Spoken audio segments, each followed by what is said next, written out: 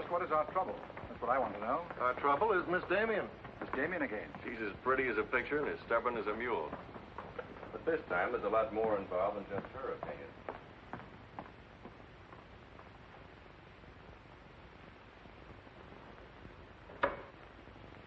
Come in, Miss Damien. We were just ripping you up back a little bit. So I gathered. There's nothing personal. It's about Mr. Courtland. Courtland? Oh, yes. He runs a jewelry store. He owns Courtland and Company. London, Paris, Fifth Avenue. You may remember him as one of our biggest advertisers. Oh, what Shirley wants to say... I know what Shirley wants to say. I always know what Shirley wants to say. He wants to know why I killed the art layout on Mr. Courtland's famous jewels. And I understand the April number goes to press without it. That's right. In the first place, it's no art layout. It's a press agent's dream. But the result is we stand a good chance of losing the Courtland account. Now, am I running my department or am I not? I haven't said anything, Miss Damien. Well, I had a talk with Courtland, and he was decidedly acid about it. I'm not interested in Courtland. But if this magazine is going to submit to advertisers' blackmail, I'd like to know about it. Now, please, Miss Damien. If that's the policy, Mr. Cranish, you better get someone else to take my place. Please, Miss Damien, just a moment. Gentlemen, if you don't mind, I'll talk to you later. I thought I should bring this to your attention. You can't blame us for trying, Mr. No, of course not. No harm done, gentlemen. Madeline, you've got yourself all worked up. Come, sit down. I'll get you a drink. No, thanks. I don't want one. No? What is this private blackmail of yours? Threatening to quit in order to win an argument. Oh, I'd just as soon quit. I mean it. Now, tell me, what's happened? You're all wound up. What's bothering Oh, you? nothing's bothering me. You know I don't want you to quit. I won't go into my personal feelings, but you are the best art editor we've ever had. How's the insomnia? Oh, I found some new sleeping pills. Red ones this time. Red pills to put you to sleep. White pills to wake you up. Doesn't sound very sensible, my dear. What are you doing this evening? Dining with Freddie Fancher. Oh, Freddie again. Oh, I couldn't get out of it, Victor. We're using some of his drawings next month. But it'll be the last time, I promise. Madeline, you're a bundle of lies. A very lovely bundle. Beautifully tied together. I'm trying to be honest, but you won't believe me, will you? No, my dear. Because I don't really think you believe yourself.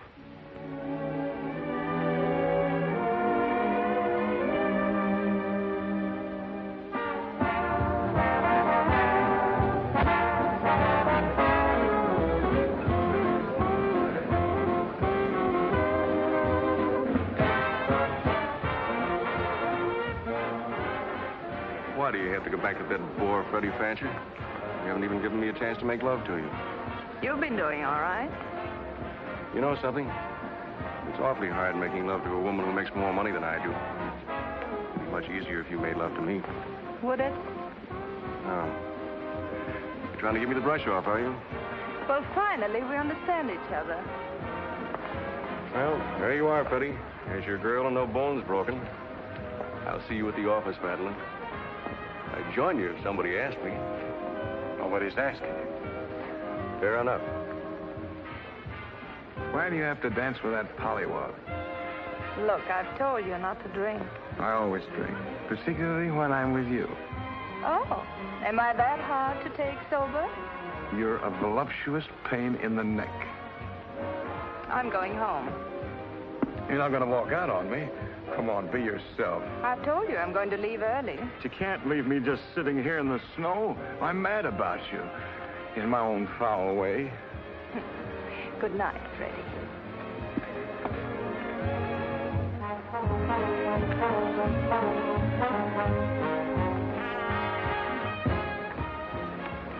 Any chance of getting a cab, Jim? I'll try, Miss Damien. Oh, Miss Damien, here's someone I know you're anxious to meet. Mr. Felix Courtland, one of our most prominent advertisers. How'd you do, Miss Damien? How do you do? Mr. Garrett is the soul of tact, don't you think? He's just been telling me all about you. Oh, I hope he wasn't that blunt. Oh, you needn't worry. I always form my own conclusions. Can I give you a lift anywhere? My car's just outside. No, thank you. They're getting me a cab. Oh, I'm very sorry. I'm sorry, Miss Damien. There isn't a cab around. Oh, how long do you think it'll be? That's hard to say.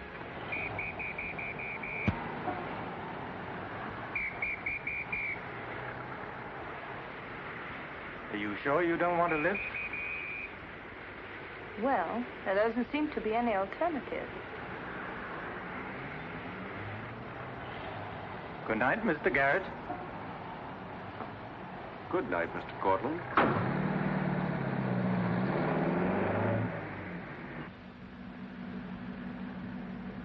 I wasn't very polite, was I? Neither was Garrett, for that matter. Oh, he always enjoys uncomfortable situations. You still feel uncomfortable? No. Frankly, I don't. Good, nor do I. You know, you're not at all what I imagined. No. No. The big international jeweler. I happen to inherit a business that runs itself very nicely. As a matter of fact, you don't look like an art editor. More like a work of art. That layout on your jewels is still a wretched piece of copy. I can only admire your good taste. And I'm still not going to print it. I wouldn't try and persuade you for the world. Mr. Courtland, I think you're a very dangerous man. I only wish it were so. The truth is, I'm a very ordinary one.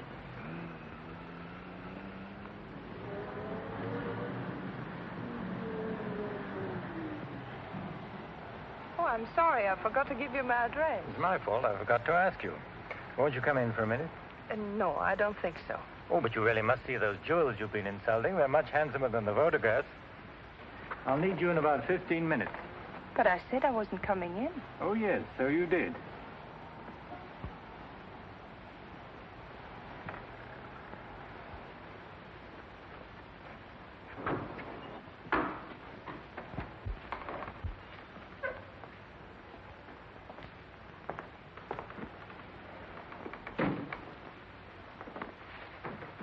Let me take your wrap.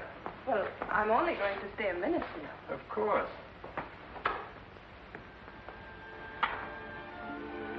What a wonderful room. I've had this place a long time. In fact, I'm pretty disgustingly rich. Don't you find that rather pleasant? Oh, it's not so hard to take once you get the hang of it. I think I know all the troubles that come with money. And all the pleasures. Well, have you got me all figured out? Only what I see here. Good books, fine pictures. Wonder if you ever look at them. Oh, but I do. I'm a lonely bachelor, and I spend hours here all by myself poring over old manuscripts. You don't expect me to believe that, do you? Didn't my father paint that? Was Stephen Damien your father? Uh-huh. That's very interesting. Is it? I remember when he came here to paint that picture of my mother. Everybody was fascinated by him, especially Mother. Father ended by chasing him out of the house. I'm afraid that's the way it usually ended. My father was very much in love with life. That's a Hungarian custom, isn't it? Not exclusively Hungarian. Weren't you going to show me your jewels? Oh, yes, of course. I'd quite forgotten. That's the reason we came in here, wasn't it?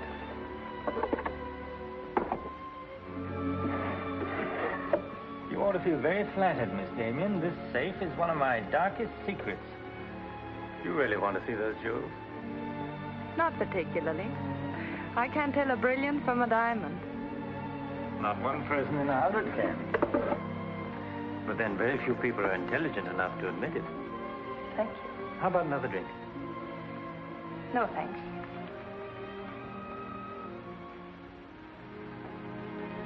You know, you need relaxing. Lots of relaxing. I can hear your nerves snapping like rubber bands. I'm not nervous at all, see? You're a very curious mixture. A highly moral voice. That's not me, that's my mind. A man's mind, I'd say. Why not? I do a man's work. And desperate eyes. Eyes full of shadows. Insomnia does that. Does it?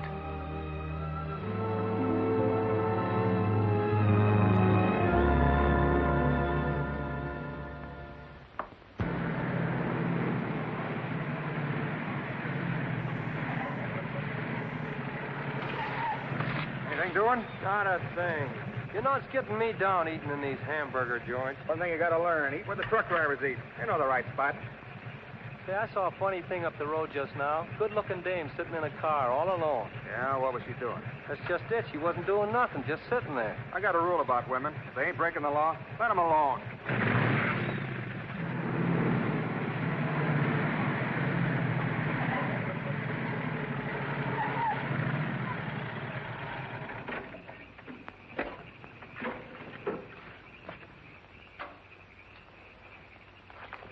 Didn't mean to disturb you, miss. Just wanted to be sure everything was okay. Excuse me, lady, but are you sure you're all right?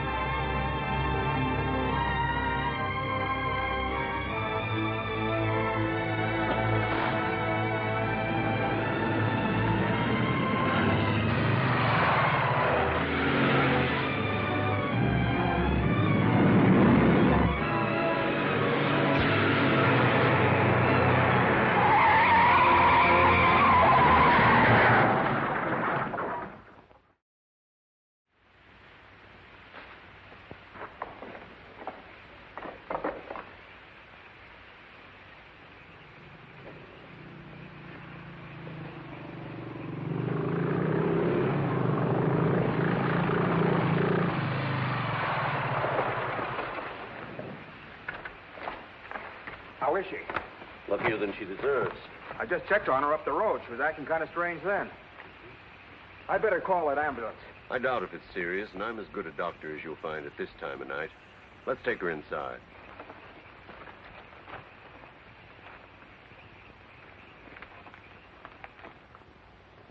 Well, no bones broken. Bruises, that's all. I think you better rest here for the night. I'm a little surprised. You're a beautiful young woman. You've been in an accident. You haven't asked for a mirror. Perhaps that fits with the way you were driving tonight. Perhaps you find the idea of living not very attractive. Is that any of your business, Doctor? As a matter of fact, it is my business. I happen to be a psychiatrist. I don't need a psychiatrist. You won't mind if I disagree with you.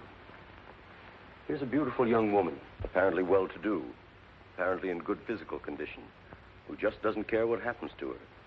This is interesting. Not altogether unusual, but interesting. Of course, there are the obvious deductions. It's my life, Doctor, and I prefer to run it myself. And you don't want anyone to see inside it. Perhaps you don't even want to take a look yourself.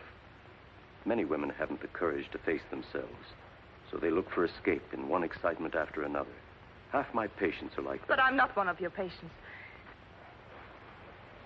If you tell me how much I owe you, I'll be going back to town now.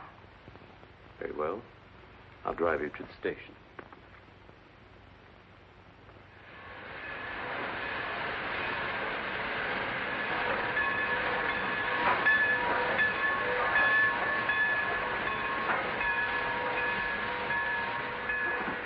Miss Damien, you're an intelligent woman, not an idiot. Will you promise me one thing? When you get ready to throw yourself off Brooklyn Bridge, will you come and see me first?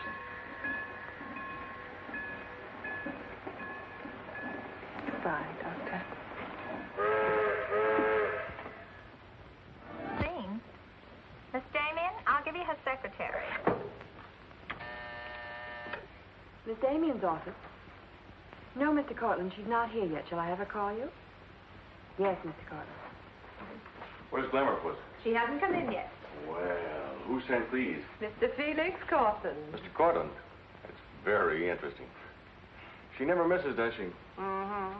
Jealous. If I'd given it any thought, I could have predicted it. Gladys, I won my bet. She's got a new boyfriend. I guess those dames gotta have new excitement all the time. Yeah, here today, gone tomorrow. Personally, I don't see what she sees in it all. Is that any concern of yours? No, Miss Damien.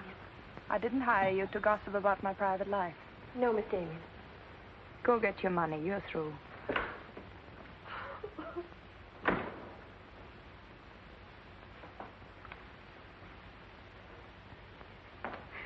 Damien, come in yet? What's the matter, sweetheart? Miss Damien fired me. Fired you? What for? He heard me talking about Mr. Courtland. Courtland, eh? Don't you worry, baby. I'll fix that. I understand you fired June. That's right. What's the idea? I don't like people to gossip about me.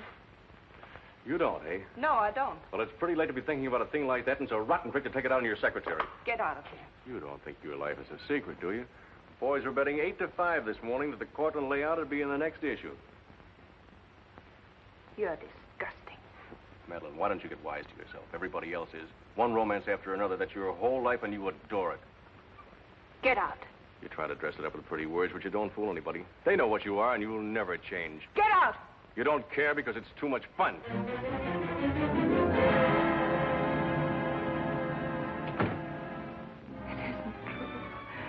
It isn't true. It isn't true.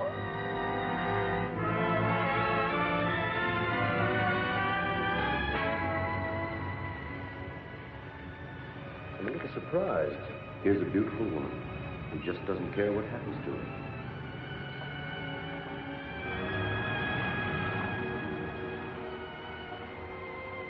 Many women haven't the courage to face themselves, so they look for escape in one excitement after another.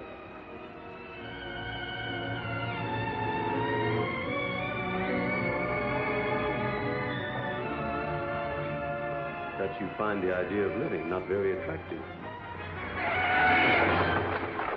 Lady, if you want to kill yourself, why don't you try the fridge?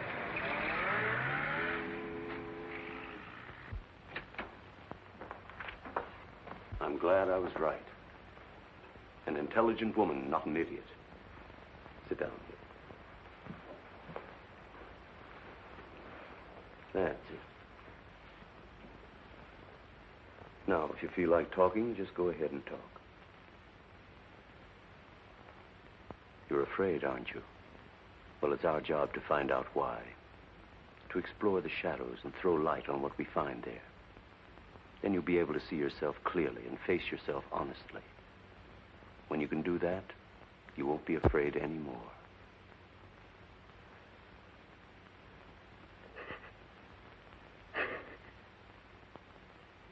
I was living with my father. Mother had left him before we came to America. I was 10. And to me, the way he lived seemed romantic and wonderful. He was a successful painter, and women adored him. He went his own way and did what he pleased. Just as you've been trying to do? I suppose so. But why? Did it make him so very happy? Oh, I was certain he was the happiest man in the world. Until he killed himself. Then you couldn't understand why he did it. You understand now?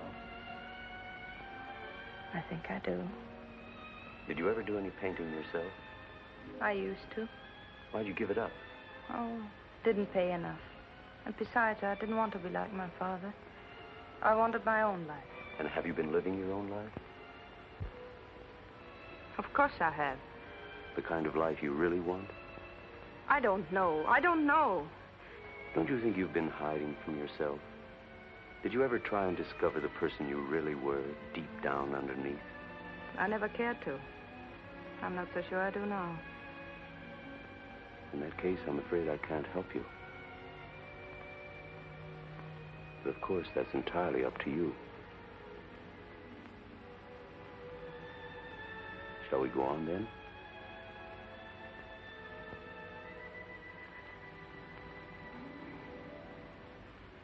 I was doing what I wanted to do. Paying my own way and making my own rules. Nobody was hurt. Nobody but yourself. And it didn't really make you happy, did it? Wasn't that because down underneath you knew there was something missing? Something important? I suppose so. That would worry you, wouldn't it? And then you would drug yourself with the excitement of more excitement. Oh, I know the pattern, Miss Damien. You're suffering from a disease of the times. A neurotic malady as commonplace as chronic alcoholism.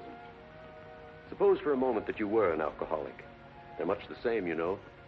Unsure of themselves underneath and seeking reassurance from new excitement. Instead of getting at the cause, the drunkard solves his problem by taking another drink. This, of course, is no solution. And eventually we find him sprawled hopelessly at a bar, without the strength or even the desire to save himself. I can't go on with this. You're not helping me. You're insulting me. You've been insulting yourself, Miss Damien. Insulting your body and insulting your soul. Your life hasn't been gay and glamorous at all. It's just been muddled and senseless. You know that now. And if you really want to change it, you can start right away. Now it's up to you.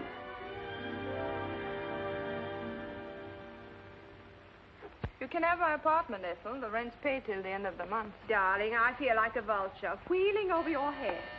I'm not in, whoever it is. Miss Damien's office. No, she still hasn't come in, Mr. Courtland. Well, I don't know exactly. Later in the day, Did he hang up? Yes, good. Let me call him back, darling. You may be sorry later. Everything in this file returned without comment. This I would ask to see more of their work, and these you may be able to use. But you haven't given me your new address. I'm not giving it to anyone. Hello, Madeline. Beautiful, would you mind popping out for a minute? That's just 60 seconds. You better talk fast. Madeline, I'm on a jam. I've got to raise some money. I need about $5,000. What do you expect me to do about it? Well, I thought you might talk to Courtland. I'm sure he'd let you have it if you ask him nicely. You're really quite a rat, aren't you? Look, Madeline, I'm in debt up to here. I only make $100 a week, and you know I can't live on that. $5,000 doesn't mean a thing to Courtland. You better get out of here before I lose my temper. You're forcing me to say things that I don't want to say, but if you're going to act cold and virtuous about it, you'll hear them. Suppose I tell Cranish. Tell him what? About Courtland. You know, you've got a very nice job here, but you won't have it very long if I tell Cranish. I don't want to tell him, but... What's so funny? As a blackmailer, you are pitiful. Go on, tell him. Tell him what a rat I am, and you are, and he is. Go on, use my phone if you want, and my desk, and my office. I'm through with all of them.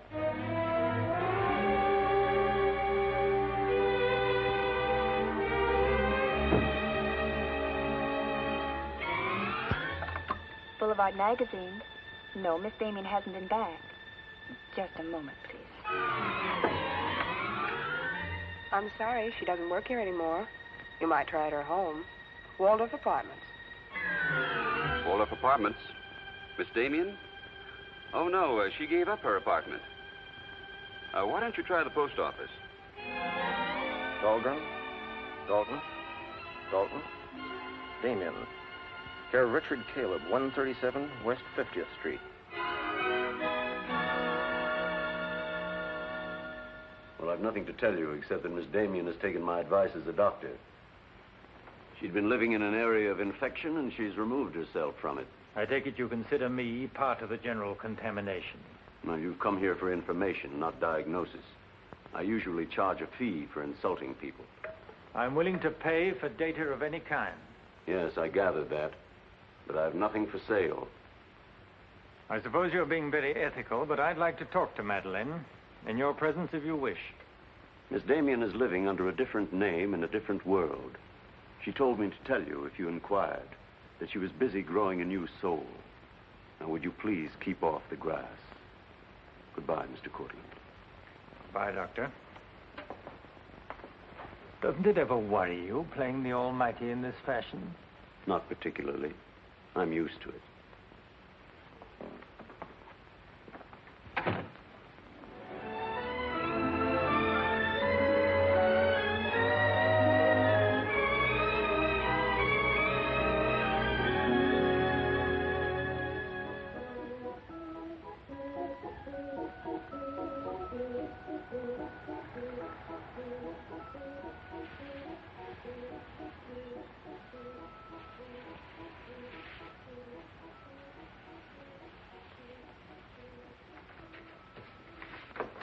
How's it look? It's better than torn wallpaper. So you think I've talent, then? You'll do better after you get the hang of it. I only hope the new tenant will like it. Well, he seems awful particular. He's a floor walker at Macy's. Oh, well, you can always give it back to me. You'll never sell it, you know. Take my advice and try something more cheerful. You know, like flowers and butterflies. I'll do that. Thank you, Mrs. Geiger.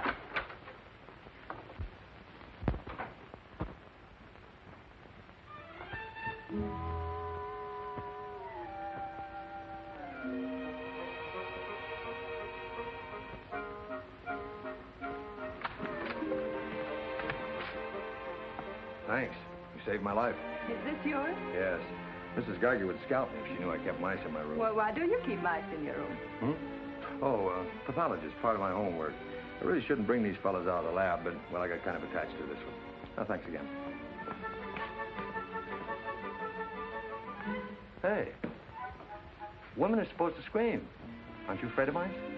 Well, no, but next time I'll scream.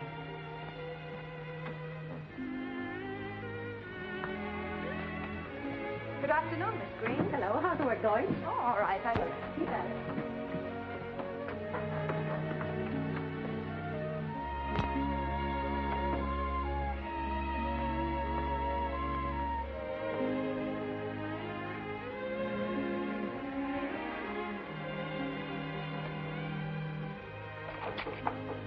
Come in. Hello. Hello. Say, you're an artist, aren't you? Well, I don't know. Oh, Mrs. Geiger said yesterday that you were. She's an authority if I ever saw one. I was wondering, could you do a job for me? Want your portrait painted? For me? Oh, no. No, nothing like that. I'm doing some research, and it has to be illustrated. Oh, what do you want me to draw? Nothing fancy, just blood cells and things. Sounds fascinating. Oh, it is, really. You see, it's a lot like... Oh, no, you'd be surprised. It really is fascinating once you get in it. Of course, I'm on a fellowship, and I couldn't pay you very much. Matter of fact, I couldn't pay anything till the first of the month. That'll be all right. Oh, fine. Swell. It's all settled then. I'll see you at my place about 6 o'clock. Oh, but couldn't I... Oh, sure you can. I just live downstairs. You know, the mousetrap. Oh, by the way, my name is Cousins. Mine is Dixon. Very glad to know you, Miss Dixon.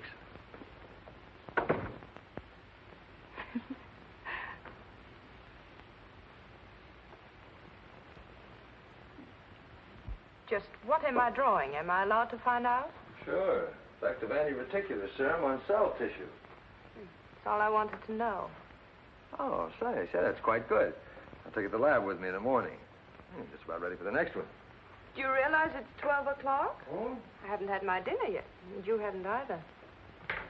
Oh, gosh, I'm sorry, but well, I got so wound up on this. So did I, but now I'm hungry.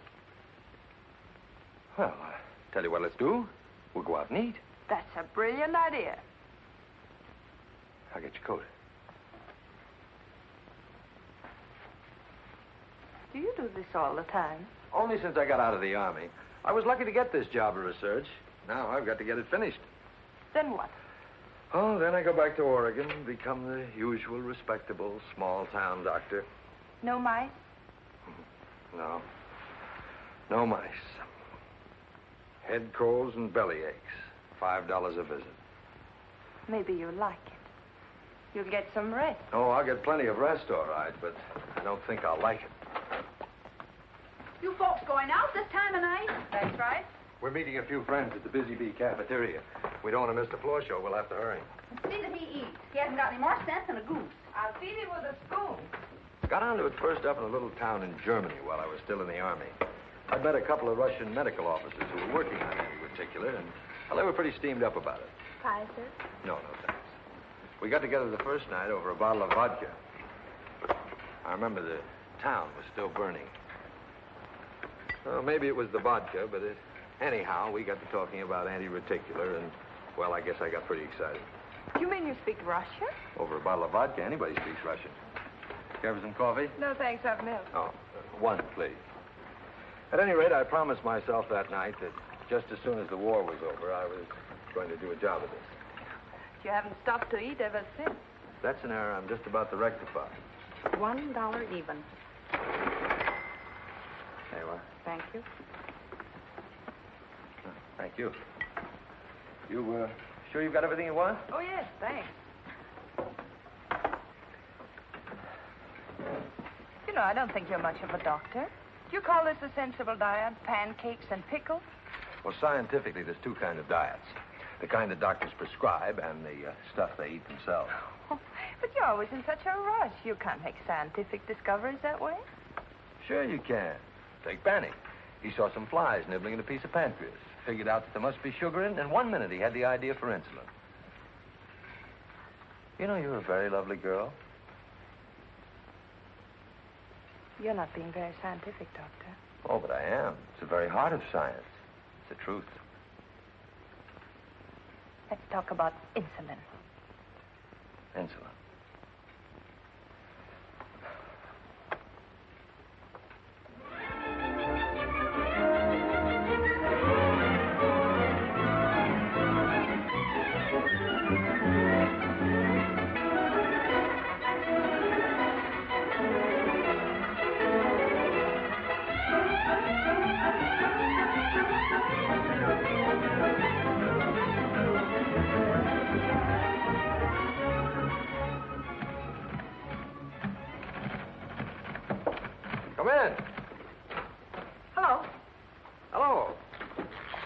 Say, did you buy these new manuscript covers?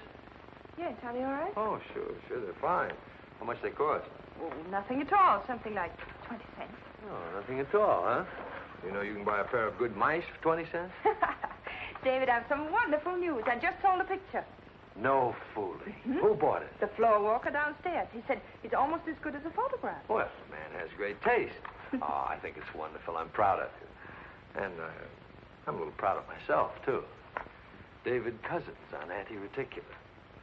Oh, David, it looks fine. It's important, isn't it? I mean, not just to you, but really important. Well, it won't cure all the ills of man or beast, but... Yes.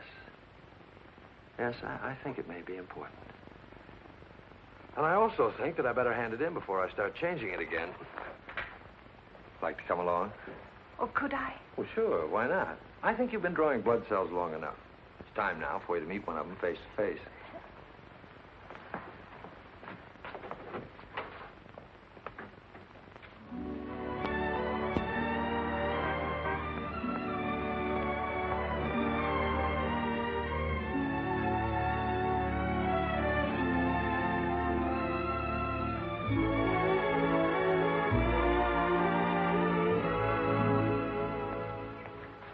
I hope your text is as good as your illustrations. I hope so, too, sir.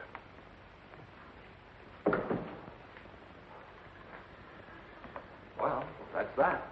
You didn't tell him they were your drawings, did you? I didn't tell him they weren't. Come on, I'll show you my lab. Coffee. I wouldn't try and drink it if I were you. Assistant pathologist.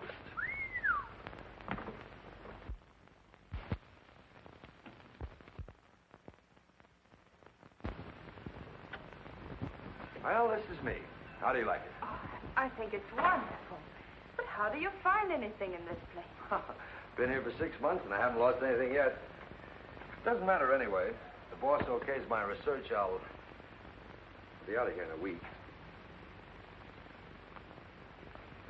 Back to Oregon? Yes, back to Oregon. All that way just to make a living. Is it as bad as all that?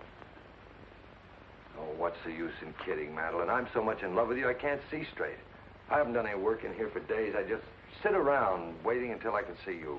I know. Because that's just what I do. Wait to see you. Darling. Oh, darling, I never felt like this about anyone before. Tell me, when did you first know? Oh, when I first saw you, I think. Yeah, me too. I'll never forget you standing in that hall with a mouse in your hand. Only I didn't know then what was happening. I thought I had the flu. Will you marry me? Oh, David. Well, will you? We don't know each other. I mean, you don't know me. Oh, but I do. Of course I know you. Now, what do you want to know about me? David Cousins, M.D., University of Oregon, Captain Medical Corps Reserve, young, healthy, and very much in love. Will you marry me? Oh, please don't ask me now. Well, I've got to ask you now. I want to marry you now. Please give me time, David. I'm all mixed up. I'd like to go home now. All right.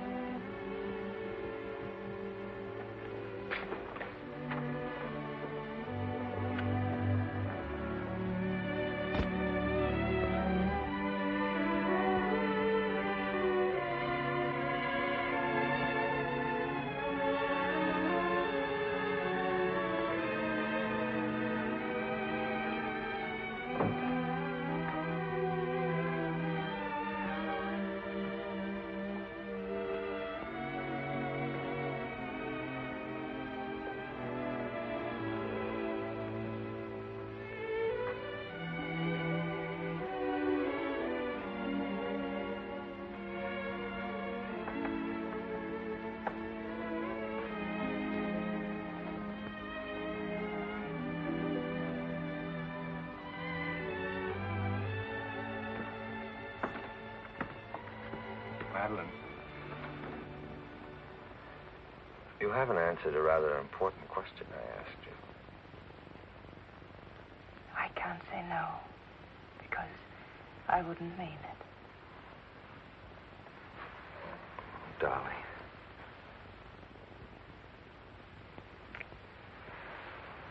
David, I do love you.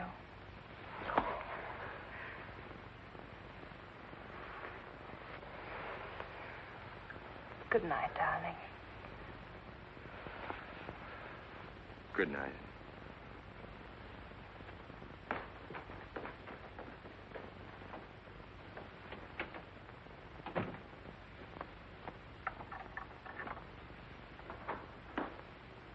Hadn't you better close the door?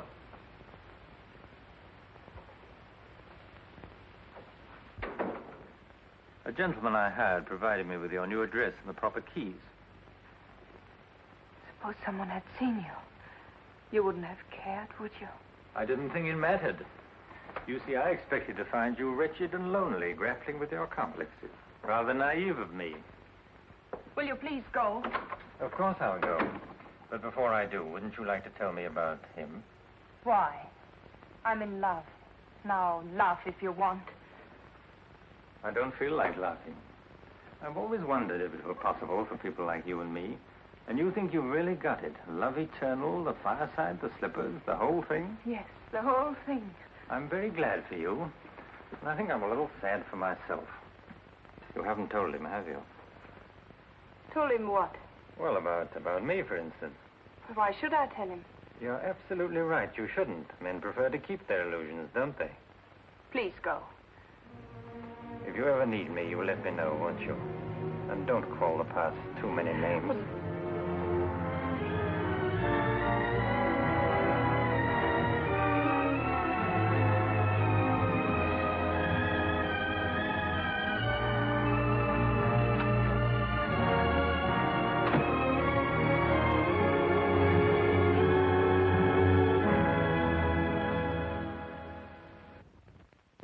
You say. I'm going to marry him just as soon as it can be arranged. You want to run away from your problem? I'm not running away. You are, you know. You're looking for security from someone else instead of building it within yourself. But I love him. I can't talk to you if you don't believe me. Falling in love doesn't cure everything overnight. What do you mean? Let's be honest. There's a side of you that hasn't fully changed. Isn't that true? That is true, isn't it?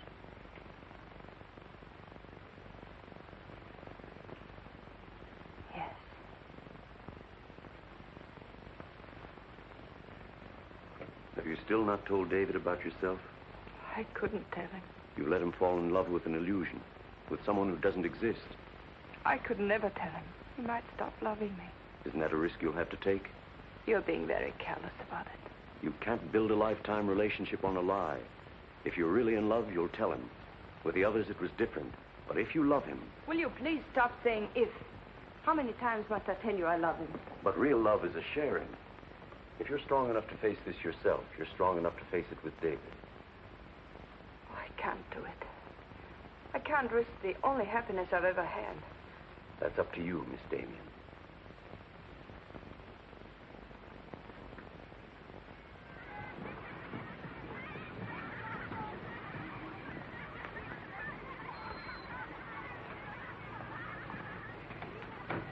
Hi.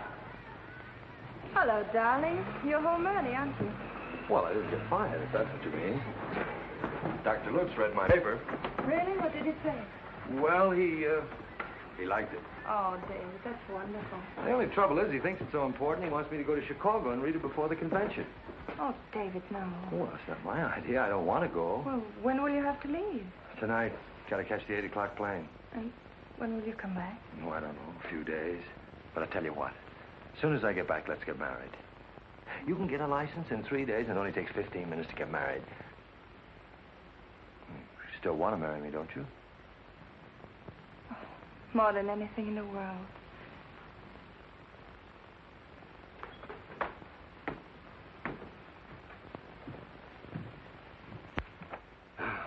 You know, I'm going to feel kind of silly at that convention. Of course, it's a great honor and all that, but you realize that I'll be talking before some of the biggest men in the field? What's the matter, darling? Nothing. I was just thinking how I'd feel if you didn't love me. Oh, don't be silly. Not a chance. David, could you ever stop loving me? Well, that's really a gruesome thought. Of course not. Even if there was a reason? The world is bothering you. Nothing. I just wanted to be sure. Sure about what? That you loved me and not an illusion you built up about me. Scientists can't believe in illusions. I believe in you. You're the best thing that's ever happened to me. 4 shirts. I wonder if that'll be enough. Come to think of it, it'll have to be. That's all I've got. Socks? Well, that just about does it. Madeline, was there something special on your mind? Something that you wanted to tell me? Just that I love you, that's all.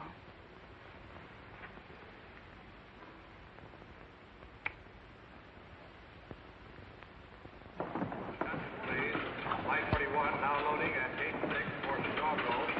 Passengers on Flight 41 for Chicago. Write me every day? Every day. Hope you miss me. Hope you suffer like a maniac. I will, I promise. Oh, gosh, I hate to leave you. You know, I'm going to be jealous. Jealous of what? Oh, I don't know. Nobody, everybody. Just jealous. Darling, I belong to you. Don't you know that? I'm only alive because you love me. We'll be married the minute I get back. Well, look who's here. If it isn't Madeline. How are you? It's been a long time. David, this is Mr. Garrett. I used to work with him on a magazine. How do you do? I quit the racket, though. Or perhaps the racket quit me. Garrett's doing some confidential work for me now. How are you, Miss Dixon? This is Mr. Courtland, David. Dr. Cousins, my fiancé. You're a very lucky man, Doctor. I think so. Well, goodbye, Miss Dixon. My congratulations to you both. Oh, thank you. Good night. Good night. I don't believe a minute of it, do you? Garrett, you're a very cynical man. You don't believe in true love. You don't think Madeline does either, do you? I don't know, but I've always been fascinated by miracles.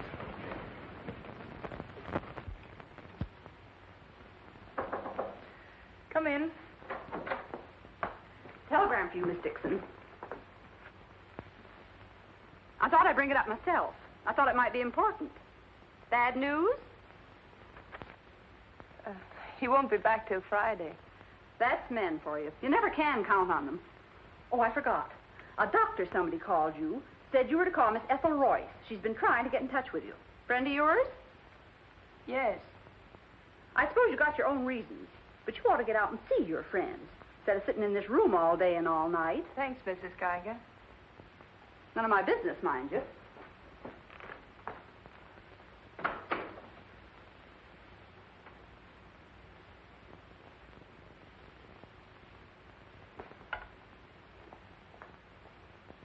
Ethel, this is Madeline. Madeline. Darling, but this is really a voice from the dead. I pestered that doctor of yours for hours. I just have to talk to you. Well, what about? Well, you remember that art supplement, the one you started? Well, I do need your help, dear. I'm in an awful mess. Sorry, dear. I'll never come into that office again as long as I live. Oh, but I wouldn't ask you to do that. Just meet me somewhere. It'll only take an hour, I promise. Well, if it's just the two of us. All right. I'll be there at 5. Oh, so relieved. We were really desperate. Wonderful. I'm just dying to see you. Bye, dear. She'll do it. Good. Wonderful thing, professional pride. It never dies. How'd you sound? Awful. What do you expect? Too bad. Victor, I don't want you to be there. Wouldn't think of spoiling your reunion, my dear. I don't trust Madeline, doctor or no doctor. Nor you either, my sweet.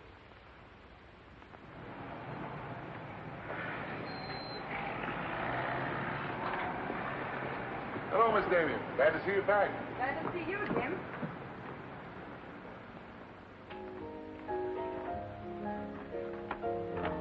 Hello, Luigi. Is Miss Royce here? She just came in, Miss Damien.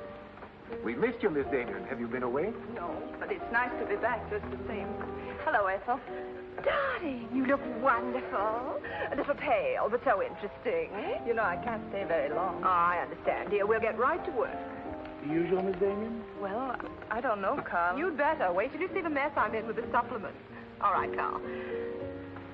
Darling, I'm just dying to hear what you've been up to. You must tell me everything. But there's nothing to tell. Come on, let's go to work.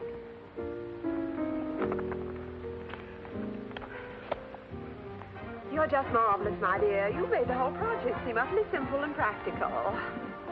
Not for me, please. Darling, you used to be able to drink 10 in a row. I'm out of training. No one would know it, my dear. You seem just like the old Madeleine again. It's the surroundings. What do you say we have dinner and go to a show? No, really, I've got to stagger home. Madeline, my dear, this is a surprise. Mister, hello. What good fortune running into you like this? Do you mind? Don't let us fool you, Madeline. He heard me making the date with you. It's true, but I'll deny it. Frankly, I wanted to have a look at you. You look very dashing for a hermit. Thank you. We've all missed you desperately, haven't we, Ethel? As though our little hearts would break. What about a drink with your old boss? I Please. had enough. 3 of whatever it is. I've got all the data we need on the supplement. Good. What about the data on Madeline? No data. Now, if you'll excuse me, I You really can't have... go now. Look who you'll run into. He's seen you. Mr. Garrett no longer graces our staff. Oh, what happened? He got to be utterly gritty. Say nothing of a slight discrepancy in his accounts. Mr. Garrett believes that the world owes him a gay life, no matter who pays for it. Well, hello, stranger. How are you? Wonderful. Nobody here seems particularly glad to see me. Should we be? Oh, well, it's been nice knowing you. There goes one reason for my ivory tower. What? Darling, I'm constantly running into men who adore you. Slews of them. Hated them all. I know what you're thinking. I had an odd way of expressing my distaste. Not odd, darling. Shall we say just, moody? Well, here's to memory.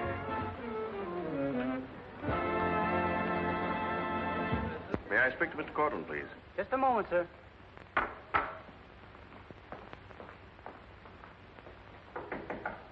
Just a minute.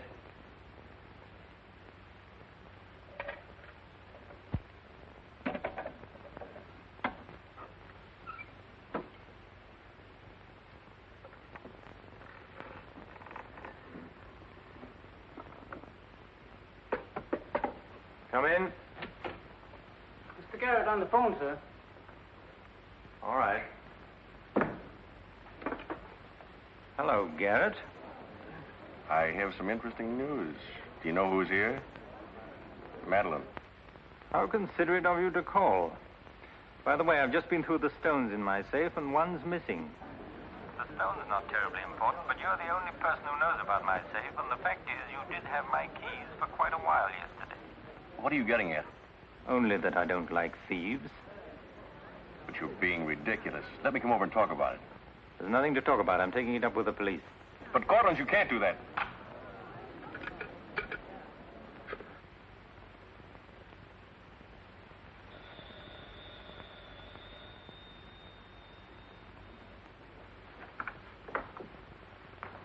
Mr. Garrett again, sir. Tell him I've gone out. I'm sorry, Mr. Courtland has just left.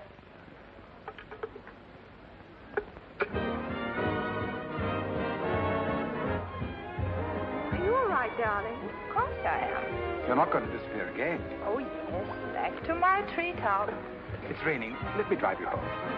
Oh, no. Ethel wouldn't approve. Good luck, my dear, in your treetop. Bye, darling. Well? Let's face it, she's a changed woman. She'll never change, darling. She's just got herself a new set of words, that's all.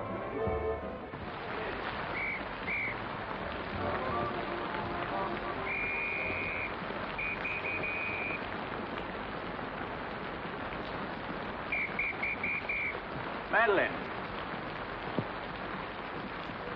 Hop in. No, thanks. I'm waiting for a cab. Don't be silly. There are no cabs. You'll get drenched. Please. I'll drop you off.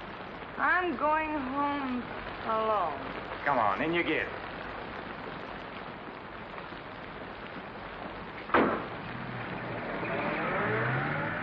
I hope you didn't get too wet. Your concern is touching. Quite a coincidence finding you in the rain. Is it? I can't lie to you, especially when there's no point to it. I was informed you were playing hooky. You're detestable.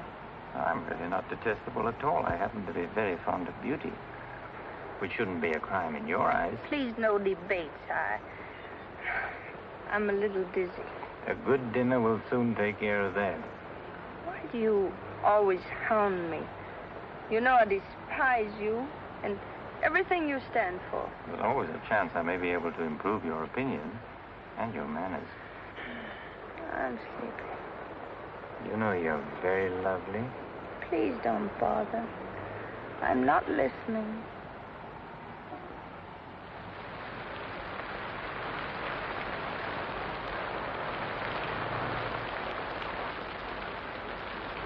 Where are we?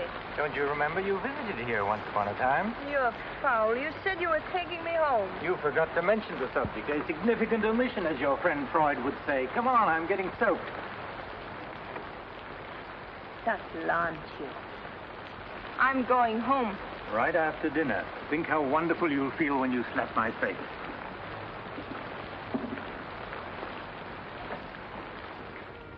That'll take the chill out of your bones and maybe even your heart. Still cold? Oh, no. It's quite warm in here. Cigarette? Thanks. Very warm. Light? No, I'm not really detestable, am I? No. I am. Why? Because I ought to go home. In this rain? You mustn't even think of it. You see, you are detestable. And you've been very annoying for months. Madeleine, we belong together. You know that. No, I don't know that. Of course you do. We feel the same way about life. You're not making sense, Mr. Courtland. Why make sense? Doesn't this make more sense than talking and lying? No sense at all. Then what would you call it, darling? Stupid. Madeleine, you're wonderful. Stupid. You're sweeter than ever. I'd better see who it is.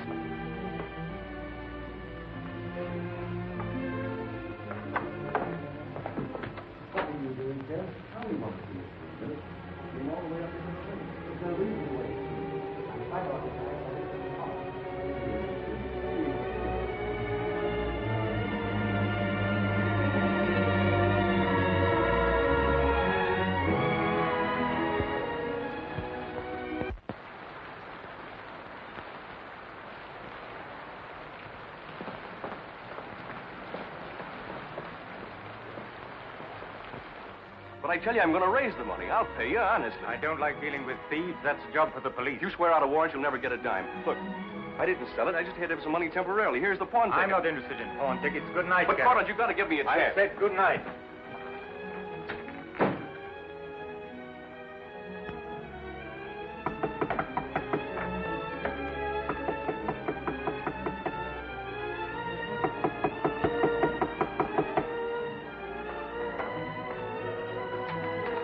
You've got to let me talk to you. Let me explain this. You stupid fool. You'll have the stone back. I'll get it to you. I promise I will. All I need is a little more time, just a couple of weeks. What are you doing? Phoning the police. You can't do that. I'm not going to let you ruin me.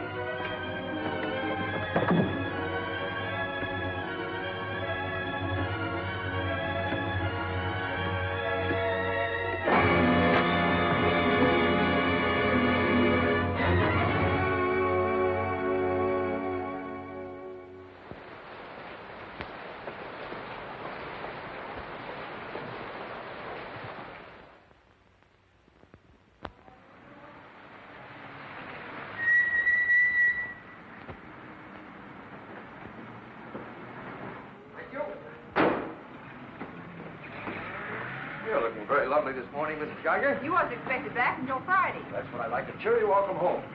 Miss Dixon upstairs? I haven't seen her this morning. Who is it?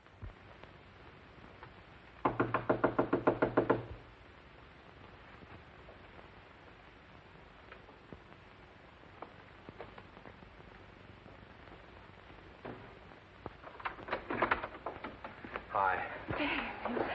Darling. Oh, I couldn't wait till Friday. I just said my little piece and ran out on them. Oh, I needed you so badly. I feel lost without you. Don't ever leave me again. Oh, that you can depend on. Say, I've got big news. I'm a success. Oh, tell me all about it. I wonder what's the matter with you. You don't look very good. Come on, I think you better get back in bed. Now then, first, I don't have to go back to Bellyaches in Oregon. You're not marrying a small-town country doctor, young lady. You're marrying a promising young research scientist. At least that's what Dr. Broder says, and he ought to know. He's got a long white beard. Oh, darling, I'm so proud of you. I think I'll take your temperature. Gee, I wish you could have been there. When I finished reading my paper, they all got together and offered me my own laboratory in California. I still can't believe it. There it is, right in the paper. You'll find it on the bottom of page 10.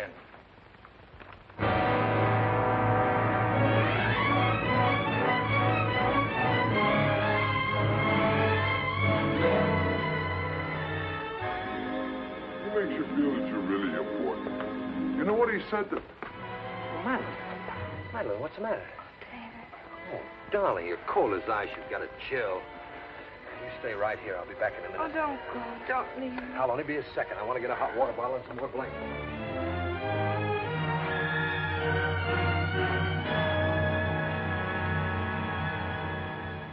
Miss Madeline Dixon at home? I don't know. Friends of hers? We're from police headquarters. Where's the room? Upstairs. What do you want to see Miss Dixon about? We'll tell her. Well, perhaps you'd better tell me first. Miss Dixon isn't well. Who are you? He's a doctor. He lives here. If it isn't important, I suggest you come back tomorrow. It's important.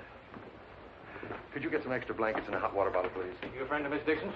That's why. Just asking. Well, what is it, an accident or something? I wouldn't call it an accident. I wish you'd cut out this mystery and tell me what it's all about. Okay, Doc, take it easy.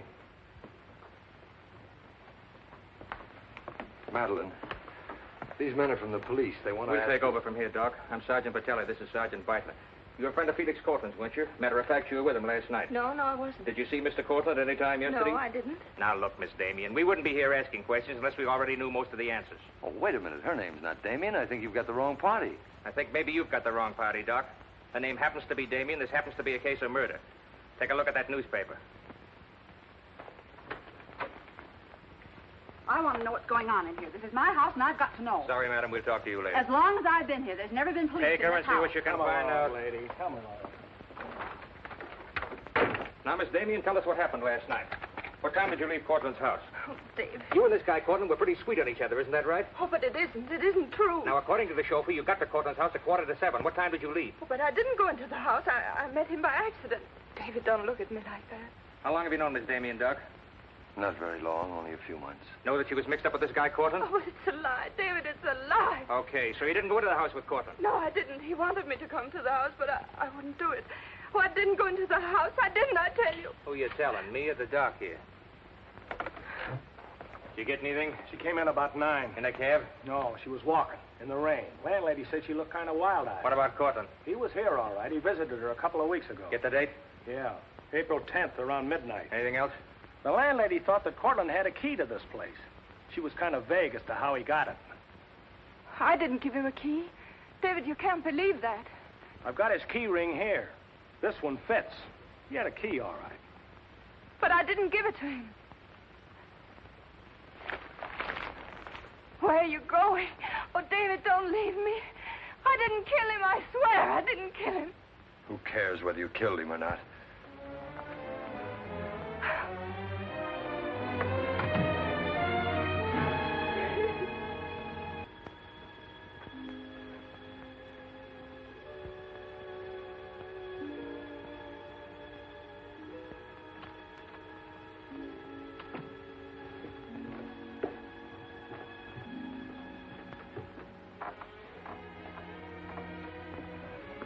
Could I see him for just a minute? Well, it isn't regulations. Okay, 60 seconds. David, please listen to me. You lied to me. You've always lied to me. But I'm not lying now. I didn't want to go with him. He said he'd drive me home. And he made love to you, didn't he? Oh, don't deny it. Of course he made love to you.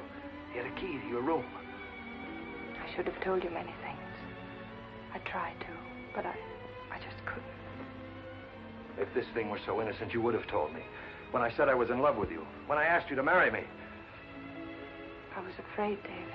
I was afraid you wouldn't understand. You bet I wouldn't. Before I met you, I was horrible. But you changed all that.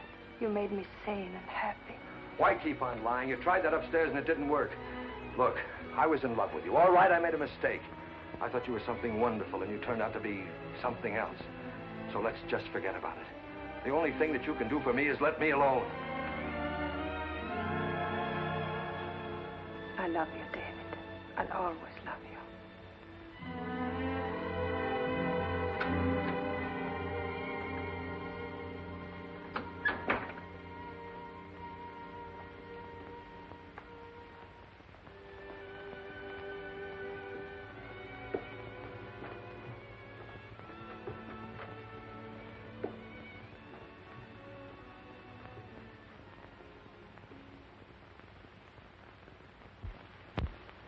And so, ladies and gentlemen of the jury, the prosecution will prove beyond a shadow of a doubt that Madeline Damien is guilty of the premeditated murder of Felix Courtland. We will prove that she was in his apartment the night he was murdered. We will prove that her fingerprints are on the table lighter with which he was murdered. And we will prove further that she had a motive for the murder. For after all, this is a very simple story. To one man, Dr. Cousins, she was a pure and noble woman. To the other, Felix Courtland, an irresponsible light of love. Too self-indulgent to be faithful to the man she wanted to marry. Too weak and lacking in character to break with Courtland. Her twisted soul was bent on a heartless deceit. To make one man believe what all others knew to be a lie. And when Courtland threatened to expose her, she went to his apartment to plead with him in the only way she knew. She embraced him. She made love to him. And when, in spite of that, he threatened to expose the lie that she was living, she silenced him forever. Ladies and gentlemen of the jury, the state asks you to find Madeline Damien guilty. Guilty of murder in the first degree. On the night Mr. Courtland called on the defendant, did you let him into her apartment? I certainly did not. How did he get in then? He must have had a key of his own. The key of his own. Where was the defendant when he arrived? Out with the doctor, I suppose, pulling the wool over his eyes.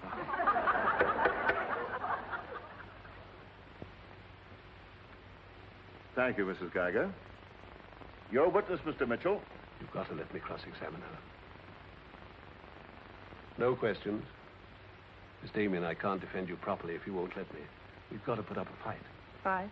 What for? And now, Mr. Garrett, just what was the nature of the work you did for Mr. Courtland? Well, most of it was personal. Confidential secretary, I suppose you'd call it. And in that capacity, you were in a position to learn a great deal about his private life? Yes, of course. Did Mr. Courtland know that Miss Damien was lying to Dr. Cousins and concealing her true character from him? I'd rather not answer that question, Mr. O'Brien. You see, both Miss Damien and Mr. Courtland were friends of mine. Yes, I understand. Well, let's get back to the meeting at the airport. What was the attitude of the defendant when Courtland saw Dr. Cousins? She was embarrassed, naturally. Yeah. She was embarrassed, naturally. Thank you. Your witness, Mr. Mitchell. I've got to cross-examine. If I don't, we haven't a chance. Don't ask him anything. No questions. Were you a close friend of the defendant? Yes, I was. Did she confide in you on matters of a personal nature? Yes, she did. If you were asked in this court, do you think you could recall any of those intimacies? I could recall some of them in lurid detail. Your Honor, I object. Objection sustained. Well, let me ask you this, Miss Royce. Would you say in general that men found Miss Damien attractive? Definitely. And would you say that Miss Damien found men attractive to her? I'm afraid I most certainly would. You would? What were the relations between Miss Damien and her former employer, Mr. Cranish? They were friendly. In your opinion, was there anything more than friendly? I object, Your Honor. The question calls for the conclusion of the witness and is prejudicial. Objection sustained. Dr. Cousins, I'm Dr. Kalin. Miss Damien's a patient of mine. I don't happen to think she's guilty of murder, do you? No, I don't. She may be guilty of other things, but in there she's being tried for murder. And she won't even defend herself.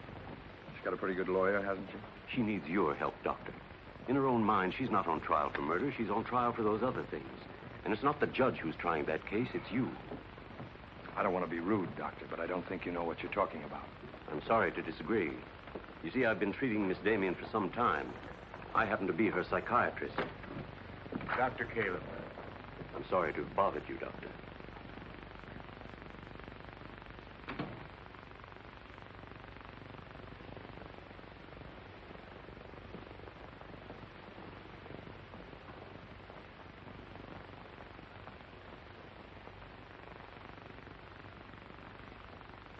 Your name, please? Richard Caleb. You're a psychiatrist? I am. Miss Damien came to you as a patient? Yes? Did she come of her own free will? Yes, of course. Isn't it true, Doctor, that people do not go to a psychiatrist unless they consider themselves, well, shall we say, not well balanced? In general, that's correct. As a matter of fact, wasn't Miss Damien on the verge of committing suicide when she made her first visit to you? Your Honor, I object. Well, no matter. We'll prove that by other witnesses. However, is it not true that people who come to you as patients come with problems? Objection. Objection overruled. Well, Doctor? There'd be no point in their coming to me if they didn't have problems. So the defendant came to you with a problem. Do you mind telling us, Doctor, in your opinion, just what was Miss Damien's problem? That is a confidential matter between doctor and patient. I'm afraid I can't discuss it. Well, during the course of your treatment of Miss Damien, did you ever discuss her relationship with Dr. David Cousins? Yes, we did. Well, bearing in mind the fact that she's engaged to be married to Dr. Cousins, do you think she was as frank with him as she should have been? As a matter of fact, I urged her to tell him everything. And did she? Not to my knowledge. Well, why not, Doctor? Why didn't she? I'm afraid you'll have to ask Miss Damien about that. Did you ever meet Dr. Cousins? Yes, just a few minutes ago. Well, I'm sure you found him a reasonable, intelligent young man, and yet the defendant refused to confide in him. Having met Dr. Cousins, I think I can see why Miss Damien hesitated to confide in him. Do you mind telling us why? It's my impression that Dr. Cousins hasn't the capacity, either emotionally or intellectually, to understand a problem like Miss Damien's.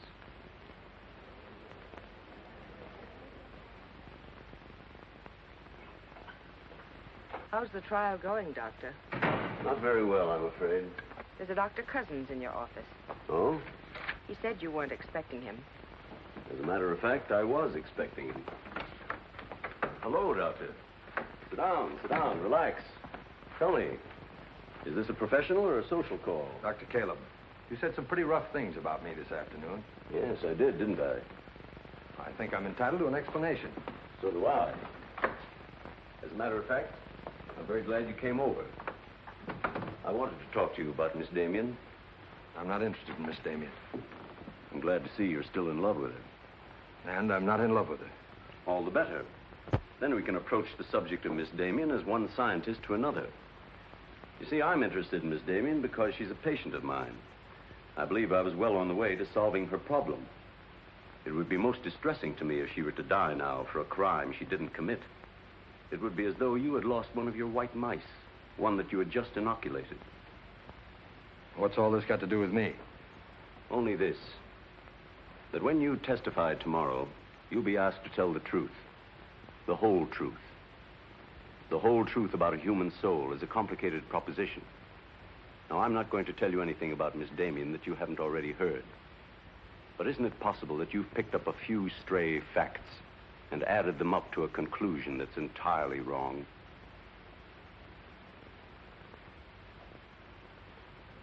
Won't you sit down, Doctor?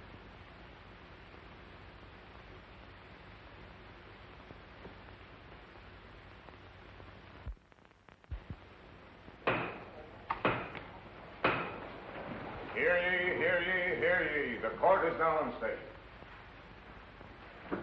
Call your next witness, Mr. O'Brien. Dr. Cousins, please. This will be their last witness. You've got to let me put you on the stand. I tell you quite frankly, Miss Damien, if you won't testify, you haven't got a chance. Raise your right hand. You solemnly swear to tell the truth and the whole truth, nothing but the truth, so help you God? I do. Please be seated. Your name, please. David Cousins. Under what name did you know the defendant? Madeline Dixon. Did she ever tell you her true name? No, sir. Did she ever lie to you about her identity? Yes, sir. How long did she continue to lie to you? Till the morning the police came. Did she ever tell you about her relations with Courtland? No, she didn't. You proposed marriage to the defendant and she accepted you. Yes, sir. And still she didn't tell you about Courtland? No, sir. When did you first know of the true relationship between them? Same morning, the morning the police came. Oh, I see. Then from the moment you met her until the day she was taken into custody, you didn't know the truth about her character. I object, Your Honor. Mr. O'Brien, haven't you covered your point? Well, Your Honor, I'm merely trying to clarify for the jury the true nature of the defendant's motive. Proceed. Back. One more question, Dr. Cousins. If you had known the truth, would it have affected your love for the defendant? Your Honor, I must protest. Let him answer. Objection withdrawn. And now, Dr. Cousins, if you had known the truth, would it have affected your love for the defendant?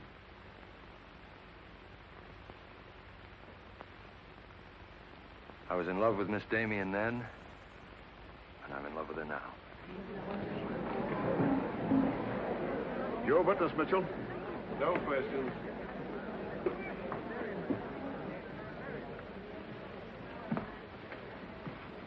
Did you really mean it? Yes, I really meant it. I can't believe it. Now will you let me put you on the stand?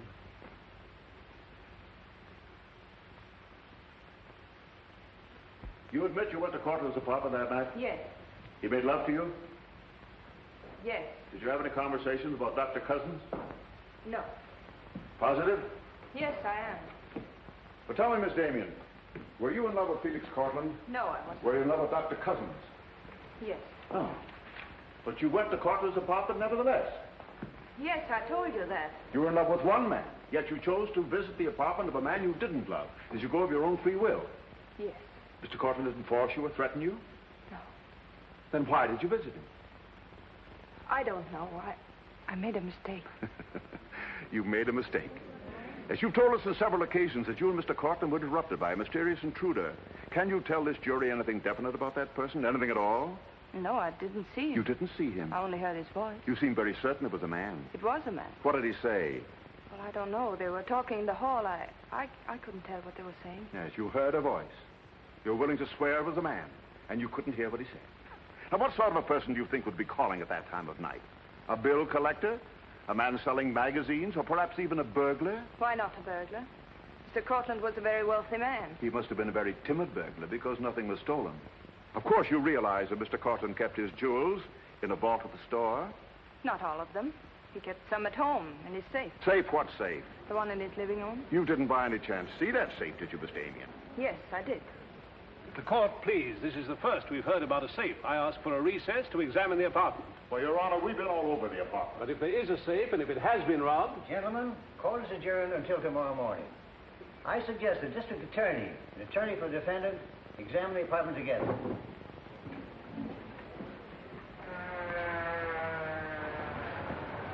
What about this safe, Mr. O'Brien? What safe? How about some pictures on the inside, Mr. O'Brien? You boys better wait outside.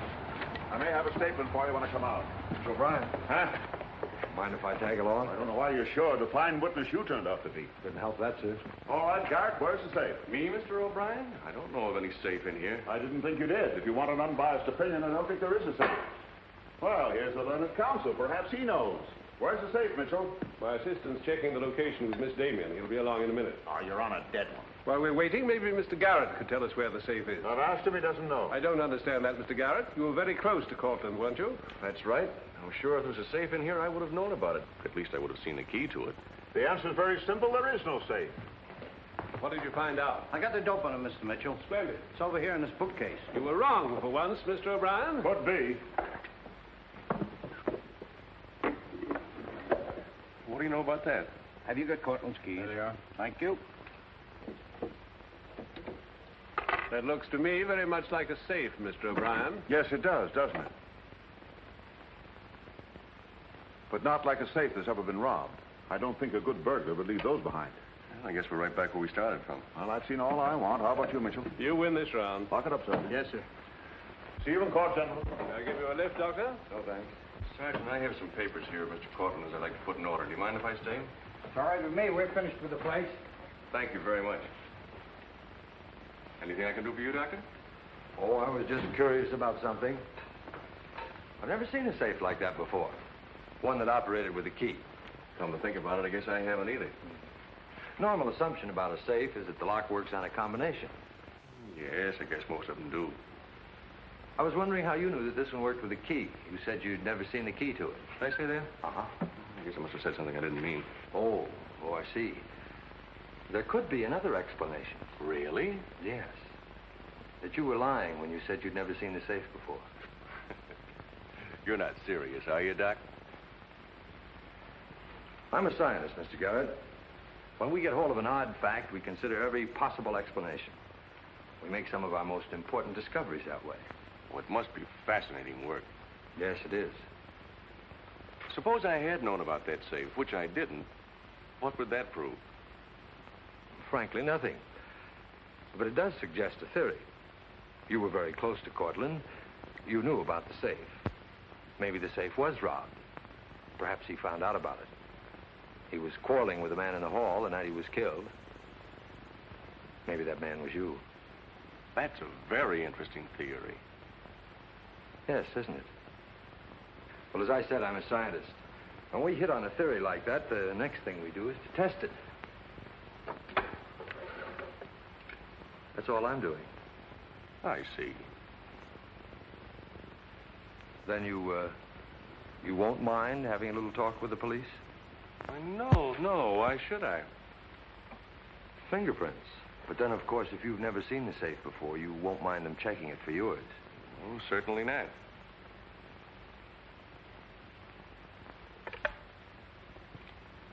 The number is Spring 73100.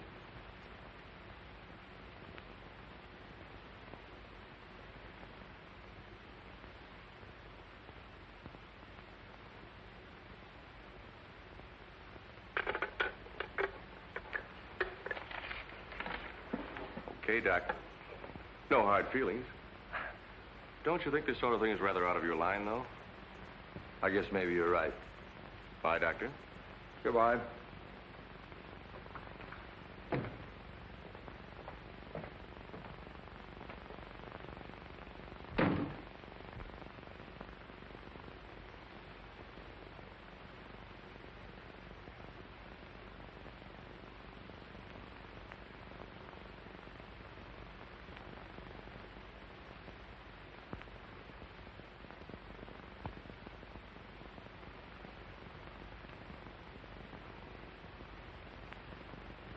Spring 73100, wasn't it, Mr. Garrett?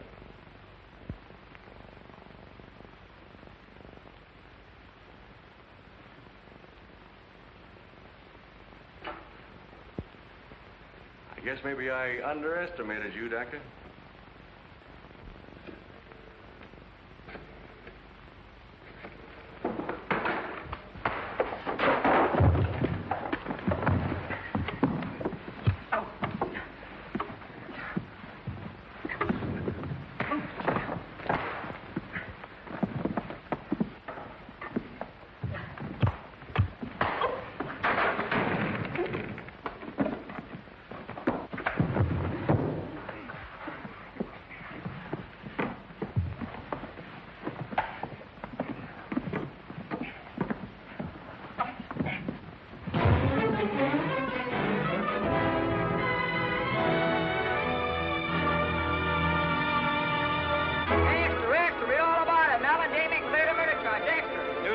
From the Associated Press newsroom. Bulletin.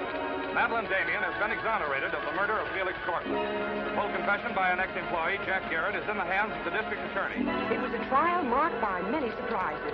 Notably, the beautiful defendant's startling disclosure of the jewel vault hidden in the apartment of the late diamond importer. The beautiful Madeline Damien goes free, and Broadway is tipping its hat today to the young doctor who engaged the murderer in a battle royal. This is Geiger. I've been looking for Miss Damien. Have you seen her? She's gone. She asked me to give you this. Gone? Well, where did she go? I couldn't get a word out of her, but I know she left the airport more than an hour ago.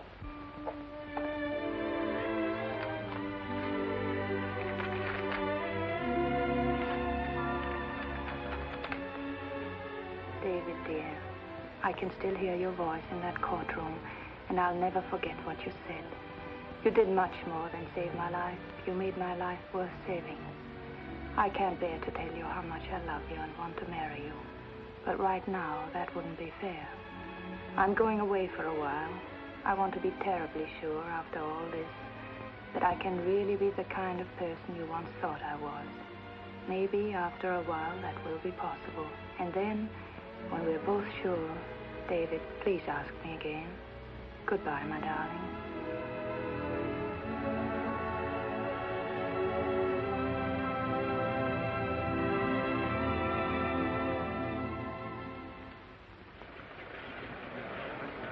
Passengers on Flight 41 boarding at Gate 6.